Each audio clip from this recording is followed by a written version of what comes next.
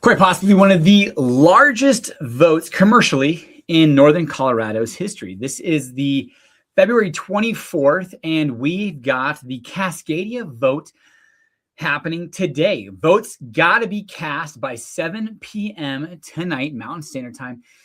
And this is a $1.1 billion potential project, and it's got Greeley divided. In fact, last year, City Council was kind of divided as well. Candidates were either getting voted for or against based off of their policy on whether they supported or were against Cascadia. And I reached out to a resident in Greeley and asked what they thought, if they thought that it was going to get put down, shot down, or was going to go through. And they said, well, the majority of the council members that were voted in were supporters of Cascadia. So I'm guessing that the residents of Greeley want this to go through. Regardless, it is significant. Martin Lind, he's suggesting that this could potentially dictate where and how Greeley moves forward into the future, whether it's being seen as pro-growth or not. Overall, I guess I have a relatively safe seat in this, being in Fort Collins, because there is a concern when there's projects of this size that, like, okay, how are we funding them? Oh, we're using our city assets to leverage this to help finance this project. And what happens if it goes belly up? Does Greeley go belly up? I mean, so we will have to wait and see, but we will know tonight or potentially tomorrow morning whether Cascadia is moving forward. Essentially, this is a vote on zoning. And if there is a no vote on ballot issue 1A, it says, no, we are not going to send this back for zoning reconsideration. If you vote yes on 1A, essentially you're voting against Cascadia. If you're voting no on 1A, you are voting for Cascadia. So good luck, Greeley, Colorado.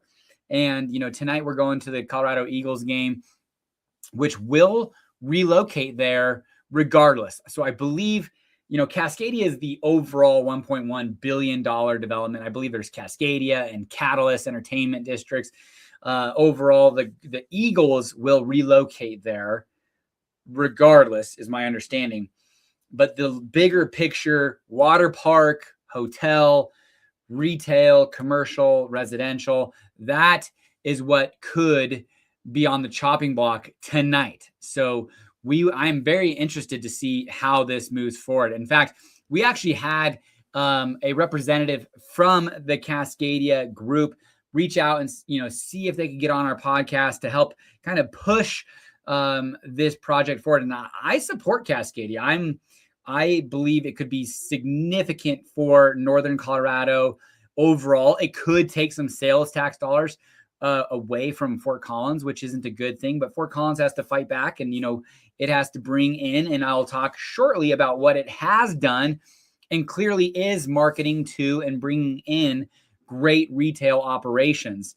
So Cascadia, vote tonight by 7 p.m. We will see tomorrow whether this goes through. But this is live in Fort Collins every Tuesday at noon, talking to you guys about things that are happening, things that are going on in Fort Collins, things to look forward to, city council recap. And I was late jumping on today because I was just pressing record, and we recorded our pre-recorded videos earlier today, and there was no SD card. And I was like, oh no, I don't know. Anyway, so I had to start running around. So I was a little out of breath, but I'm back. And talk about being out of breath. Hunter Powell, who I do have a close relationship with, watched him grow up, boxed with his dad at Fort Collins Club. And I will say, talk about what a cool story that was. He was a part of the 4-man bobsled team. They finished 11th at this last Olympics in Milano. And it was amazing, to watch him, because he's definitely somebody who, there's not many people, if anybody that I know, that would outwork him. He is a workout-aholic. The dude absolutely is shredded. He looks like a Greek god, and definitely super humble. So, which is also really awesome. Both of his parents, they were there supporting him. It's awesome having a Fort Collins local native be there competing, representing. And so congratulations, Mr. Hunter Powell.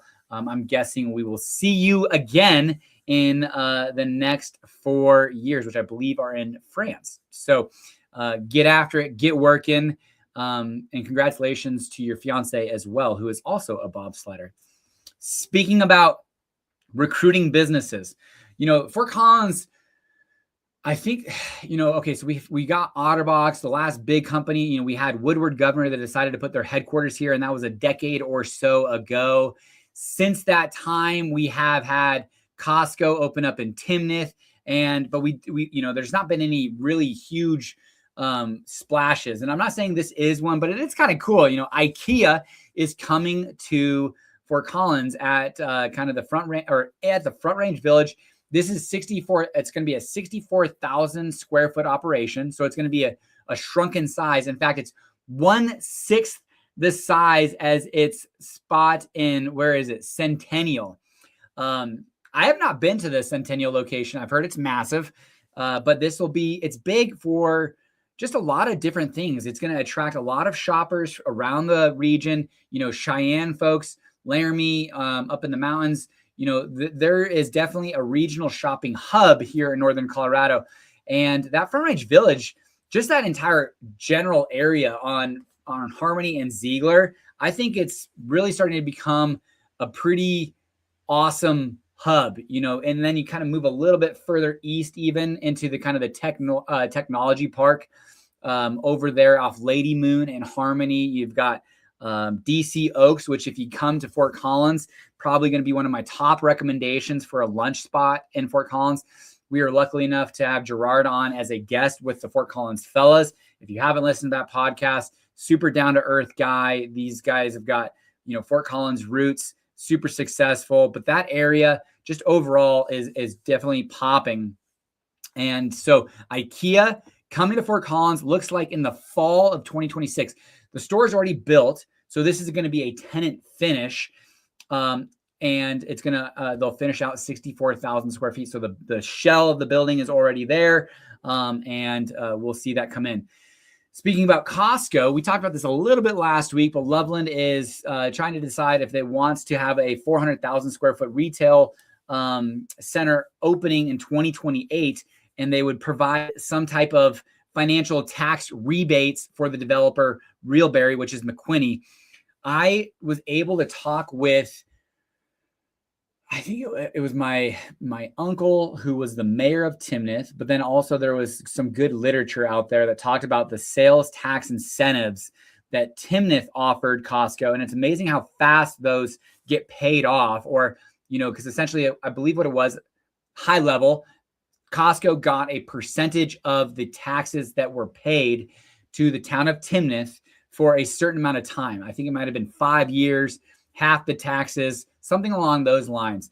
But now that's been paid, that tax revenue deal is expired, and all of that tax revenue goes to the town of Timnath, and it is a very well-off town between Costco and Walmart. And yes, now they're starting to have police and firefighters and, more government services that they're having to pay for. But for a long time, Costco and with that Walmart center were just pouring money into a town that didn't have a lot of expenditures that it was needed. So it was a very flush with cash town.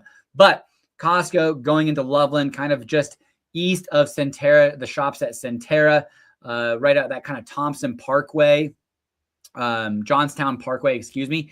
And it is interesting to see how close that is. But overall, that I-25 and 34 growth corridor is just insane. And that's where Cascadia is potentially going to be built. So you're talking, maybe a couple, 2-3 miles a little bit further east. County Road 17 and 34 is where those intersections are for where Cascadia is proposed.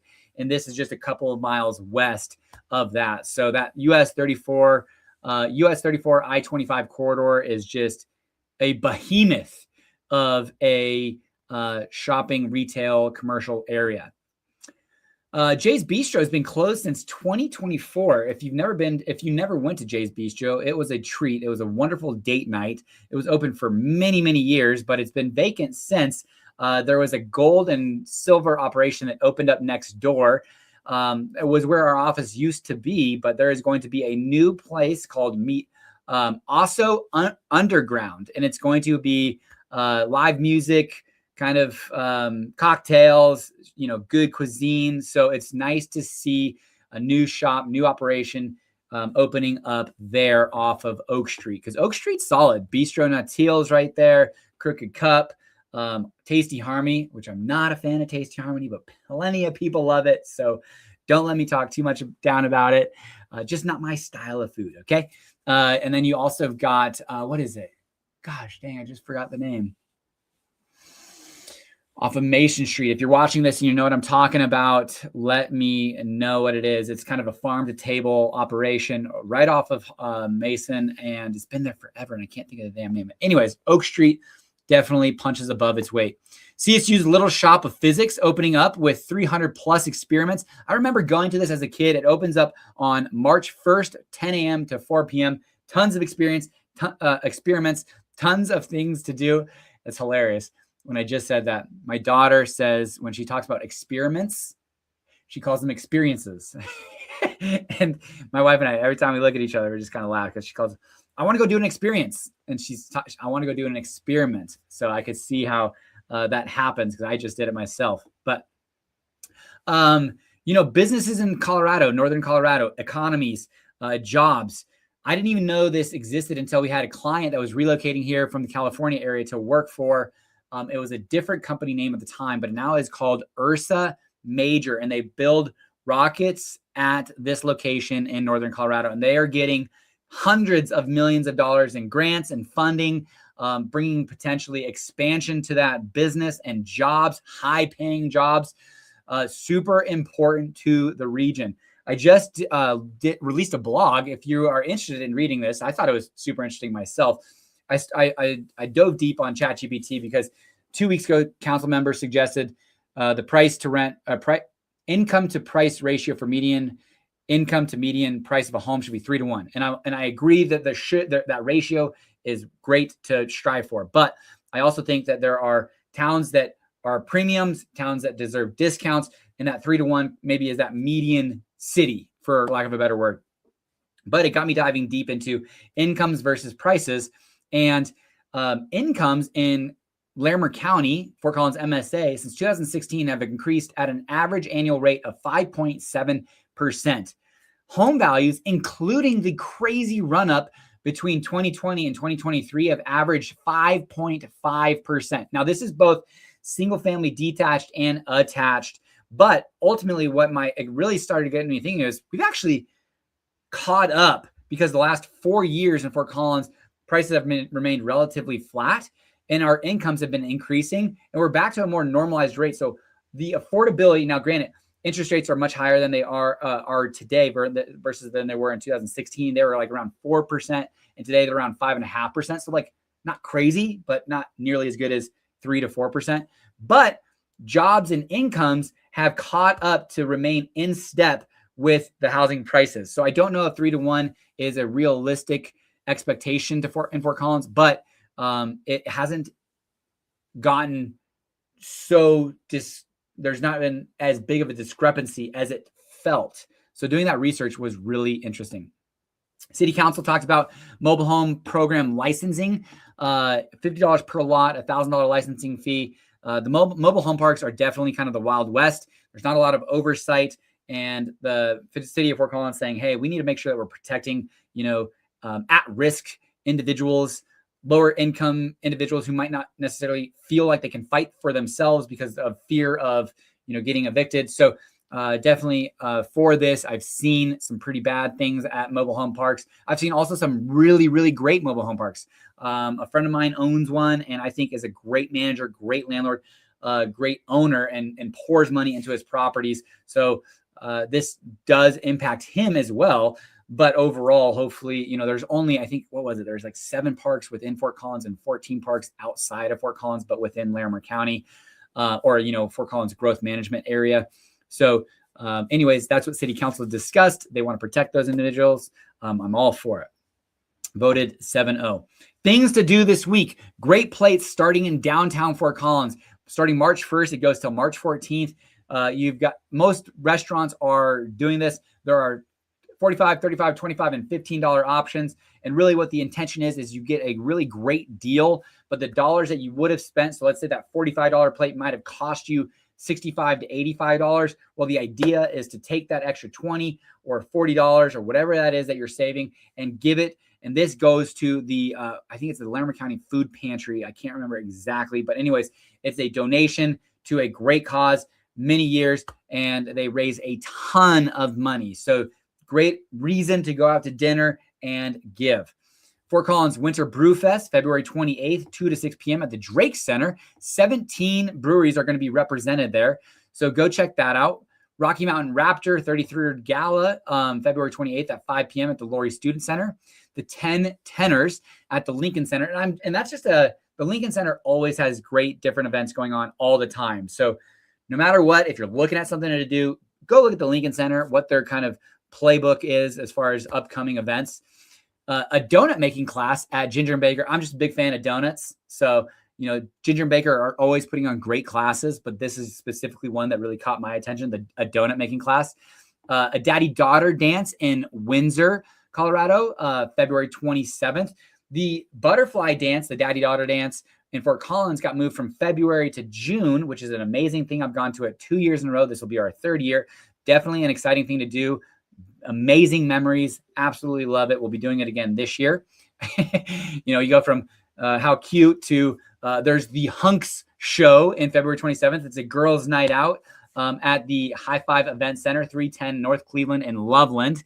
Basically, it looks like a Chippendales in northern Colorado. So your wife, your girlfriend, you, whatever, looking to go have a fun night out. That is February 27th, 8 to 10 p.m. And then finally, Colorado Eagles play tonight and tomorrow. And tonight will actually be the first time my kiddos get to go see the Colorado Eagles play. So I'm excited about it. We're going. This is Live in Fort Collins. Thank you for watching. If you have any questions, definitely feel free to comment below.